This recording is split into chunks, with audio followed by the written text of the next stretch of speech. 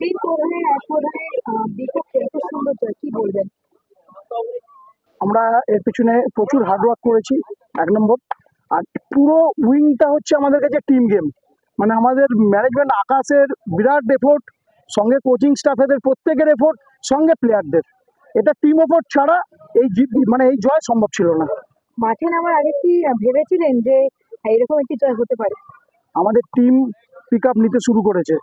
এর আগের ম্যাচে আমরা ড্র করেছি, পিছিয়ে থেকে ড্র করেছি। এই ম্যাচে জিতবো আমরা, মানে কনফিডেন্ট আমরা ছিলাম যে এই ম্যাচ আমরা জিতবই, আমাদের 3 পয়েন্ট আমরা নেবই। তবে তিন প্রধানের এক প্রধান একটা মহামেডান বিপক্ষে রয়েছে, সেই নিয়ে কখনো এমন কোনো রকম চিন্তা ভাবনা আসেনি যে কোনো রকম কিছু হতে পারে? বা আমরা যেরকম টিমের যেরকম স্পিরিট আছে এই মুহূর্তে, আমাদের যা টিম স্পিরিট, আমরা উপরের দিকের কথাই ভাবছি। কোনো অপোনেন্টকেই আমরা ছোট করে দেখছি না, কিন্তু অপোনেন্টের জন্য আমাদের কনফিডেন্স লুজ হবে এরকম জায়গায় আমরা নেই, আমরা ফুল কনফিডেন্ট। পরবর্তী ম্যাচগুলি নিয়ে কি পরিকল্পনা রয়েছে, কিভাবে আরো দলকে ভালো করে তৈরি করা যায়? আমরা প্ল্যানিং করছি, কারণ আজকের ম্যাচ নিয়ে আমরা আবার অ্যানালিসিস করব কোথায় কোথায় কি সমস্যা হয়েছে।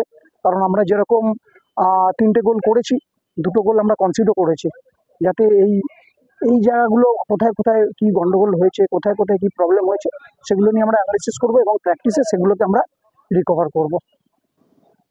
আপনার কি মতামত?